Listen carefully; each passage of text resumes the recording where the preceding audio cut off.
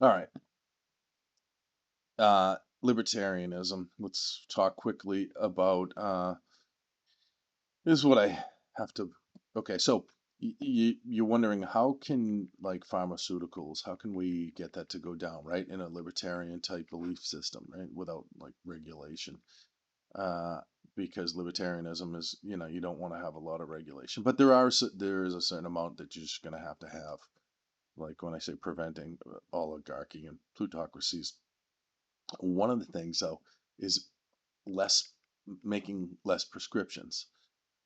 And we have an issue with the FDA being run by big pharma.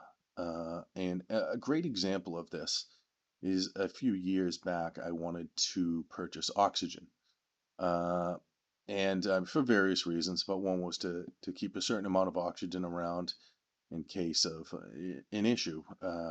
Yeah, eventually, I figured out my own way of making oxygen from water, but needless to say, I tried to purchase oxygen and was told as of 2000, I believe it's 2017, it is a prescription.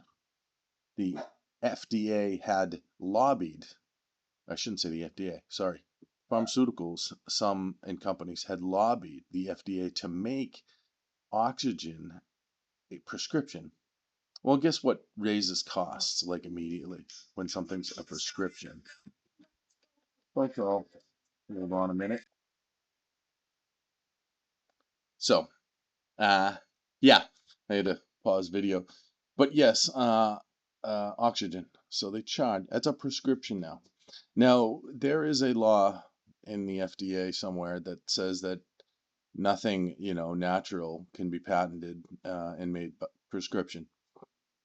Somehow they were able to get around oxygen because they say in the world of air that it's never pure because it's mixed with mostly nitrogen that you see out there. So you have to pay money for that. So guess what? Guess what costs lots now? Oxygen, which it never should, and it never should have. And this is how you regulate an industry or over-regulate an industry and cause it to make prices spike. If you make things over the counter, and I think a good amount of things should be over the counter, certain things like GLP-1s, good luck overdosing on those. And other medications, they shouldn't be prescription. You should be able to get them. And here comes Cindy. Up the stairs she comes. A little infection. Look at her. Look at that. Look at that face. What the? Speaking of, time to regulate stuff. Talking on the video. The video. Back again. She got a sinus infection and a ear infection and cannot hear a thing. She didn't even hear me.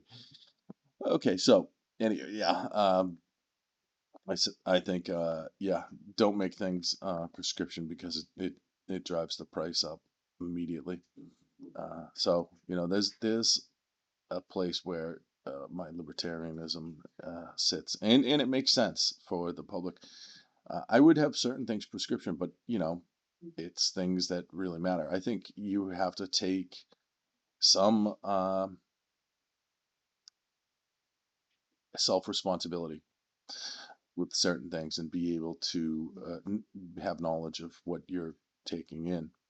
Uh, in the same sense, I would not make a million different things uh, non-prescription or not non-prescription. I would not make, you know, there's a lot of things they want to ban off the market due to it having medicinal value, which is funny. They want to take a lot of drugs and herbs, I should say, and make them prescription or just outright take them off the market, like they did with L-tryptophan in 1989 with pressure from the Valium market because it was eating it on the market, so they made L-tryptophan. There was a batch that was incorrectly made that actually did kill a few people, but it wasn't L-tryptophan, an amino acid that is in your body and made naturally. They took it off the market for years until finally, it was like, hey, you got to put this back on.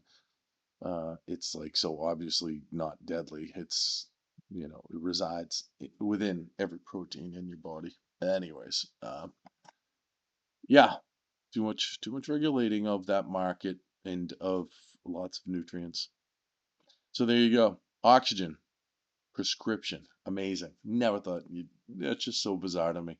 I see things like that all the time. Overreach of the federal government and the state governments. We don't need this type of it, this is not what the government was meant for. It's not meant to regulate oxygen. I mean, you got to figure out how to take this stuff on your own. It's not a nanny state.